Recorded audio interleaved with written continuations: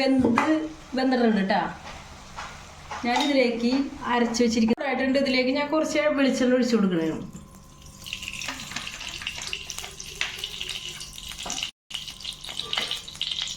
ഇതിലേക്ക് ഞാൻ കുറച്ച് കറിവേപ്പില, പച്ചമുളക് 2 കട്ട് ചെയ്യുന്നത്, വെളുത്തുള്ളി കട്ട് ചെയ്യുന്നത്, സവാള കട്ട് ചെയ്തത്, സവാള ചെറിയ സവാള എന്താ കട്ട് ചെയ്തായിരുന്നു. ഇതെല്ലാം കൂടെ നന്നായിട്ട് വഴറ്റണം. കട്ട് ചെയ്ത് ഇടയിടുണ്ട്. ഉരുളക്കിഴങ്ങ് ഒരു രണ്ട് ചെറിയ ഉരുളക്കിഴങ്ങിലേക്ക് ആഡ് ചെയ്യണം. നന്നായിട്ട് ഇളക്കി കൊടുക്കും.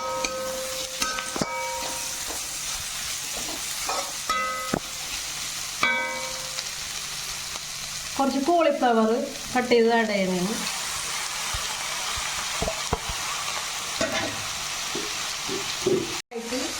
ആവിയിൽ വഴറ്റിയെടുക്കണം കേട്ടോ. ആവിയിൽ നന്നായിട്ട് വഴറ്റിയെടുക്കണം. ഉപ്പുപൊടി, മഞ്ഞൾപ്പൊടി ഇളക്കി കൊടുത്തിട്ട് അരച്ച്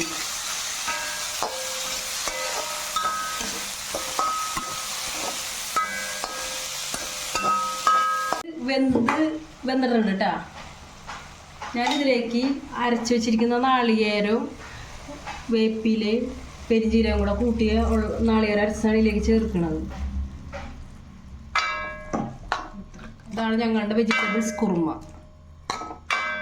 നന്നായിട്ട് ഒന്ന് ഇളക്കി കൊടുക്കുക. അത് തിളക്കരുത് കേട്ടോ. തിളച്ചാൽ ടേസ്റ്റ് മാറും. കുറുമ പാത്രത്തിലേക്ക് സെർവ് ചെയ്യണേ കേട്ടോ.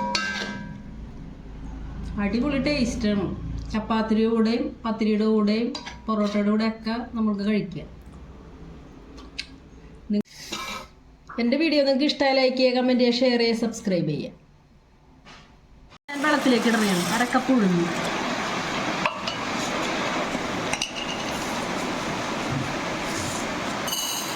കപ്പ് ഉലുവ വെള്ളത്തിലേക്ക് ഇടണേണ്ട. ഞാൻ ചെയ്യാൻ പോണ നല്ലൊരു ഹെൽത്തി ദോശയാണ്.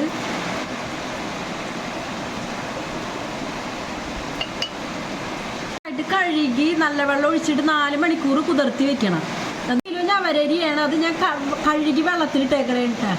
കഴുകി ഞാൻ വെള്ളത്തിലിട്ട് വെച്ചേക്കണേ. 4 മണിക്കൂർ കുതിരണം.